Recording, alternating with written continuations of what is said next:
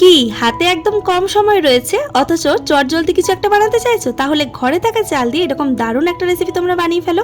এটা যতটাই দেখতে সুন্দর ততটাই কিন্তু টেস্টি। তো চলো দেখে নেওয়া যাক আজকের এই রেসিপি। তো প্রথমেই দুটো ডিমকে সেদ্ধ করে নিয়েছি একটা বড় সাইজের পেঁয়াজ কুচি, একটা বড় সাইজের টমেটো কুচি নিয়েছি 1 টেবিল চামচ আদা রসুনের পেস্ট আর কিছু মটরশুঁটি আমি ছাড়িয়ে নিয়েছি। তোমরা এখানে মটরশুঁটি দিতেও পারো, নাও দিতে পারো। দুটো মিডিয়াম সাইজের আলুকে কেটে নিয়েছি।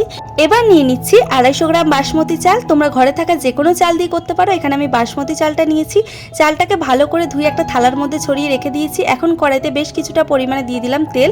তেলটাকে ভালো করে গরম করে একটা ডিম ফাটিয়ে দিয়ে দিলাম। সামান্য একটু পরিমাণে লবণ দিয়ে এখন ডিমটাকে ভুজিয়া করে নিচ্ছি। তো এখন দেখতে পাচ্ছি ডিমটাকে ভুজিয়া করে তুলে নিলাম। এখন সেই কড়াইতে আরও বেশ কিছুটা পরিমাণে দিয়ে দিলাম সর্ষের তেল। তেলটাকে গরম করে দিয়ে দিলাম সামান্য পরিমাণে লবণ আর হলুদ। লবণ হলুদ দিয়ে তারপরে ডিমটা দিয়ে দিলাম, সেদ্ধ করে রাখা ডিমটা দিয়ে একটু হালকা করে ভেজে নিয়েছি, একদম কিন্তু কড়া করে ভাজিনি। তারপরে দিয়ে দিলাম আলুগুলোকে দিয়ে এখন লবণ আর হলুদ দিয়ে ভালো করে কড়া করে ভেজে নেব। তো আলুগুলোকে দেখতে পাচ্ছি এখন একটু লালচে ভাব করে ভেজে নিয়েছি। তারপরে আলুগুলো তুলে নিলাম।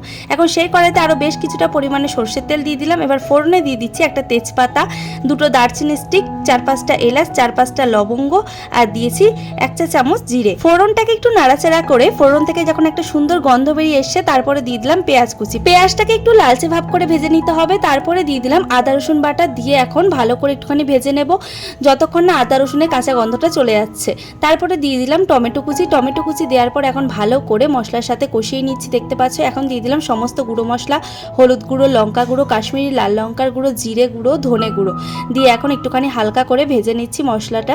ভেজে নেওয়ার পরে দিয়ে দিলাম স্বাদ মতো লবণ দিয়ে এখন ভালো করে কষিয়ে নেব মশলা থেকে যতক্ষণ না তেল ছেড়ে আসে। দিয়ে দিলাম সামান্য পরিমাণে চিনি আর একটু ধনেপাতা কুচি দিয়ে দিলাম। ধনেপাতা কুচি এই টাইমে দিলে একটু টেস্টটা ভালো আসে।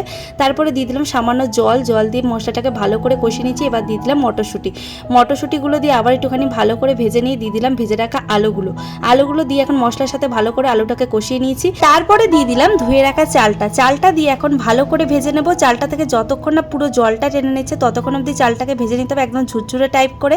তো চালটা ভালো করে ভেজে নিয়ে এবার দিয়ে দিলাম 2 গ্লাস পরিমাণ গরম জল। যেহেতু এখানে 1 গ্লাস পরিমাণ চাল নিয়েছি তাই এখানে ডবল জল দিলাম।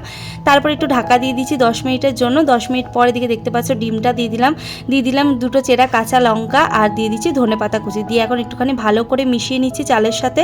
দিয়ে আবারও 5 মিনিটের জন্য ঢাকা দিয়ে দেবো। এখনও কিন্তু অনেকটাই জল রয়েছে আর চালটা এখনো পুরোপুরি সেদ্ধ হয়নি, সেজন্য 5 মিনিটের জন্য আবার ঢাকা দিয়ে দিলাম। 5 মিনিট পরে দিকে দেখতে পাচ্ছ গরম মশলা দিয়ে দিলাম আর ঘি দিয়ে দিলাম, দিয়ে ভালো করে চালের সাথে মিশিয়ে নিয়েছি। তো এখন পুরোপুরি রেডি হয়ে গেল ডিমের পোলাও। দেখতে কতটা লোভনীয় লাগছে, খেতে তো দারুণ টেস্টি হয়েছিল।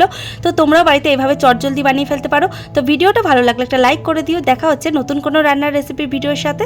ধন্যবাদ।